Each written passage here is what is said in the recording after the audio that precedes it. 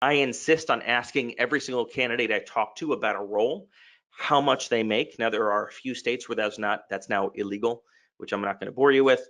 There's other ways of asking it in such a way that's not illegal, but I always ask. And the reason is that many recruiters and companies don't want to waste their time, can't afford to invest their time with someone who costs 50% more than the budget for this role. We all have a budget. So don't be surprised when you are asked. On the other hand, do everything you can to not answer that question. And I know that advice seems to conflict.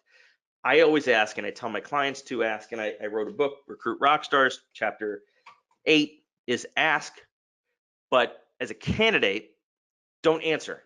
Do everything you can to not answer. Don't be evasive and don't be a pain, but there's ways to get out of answering the question. And if you're absolutely forced to answer the question, give a range that goes from the least you would even consider accepting to roughly double that. And the way to do that is to simply say, over the past 3 years, I've certainly, my compensation has varied, of course, and it's gone from A to B, and kind of give that range from the lowest you would take to the highest you've ever made.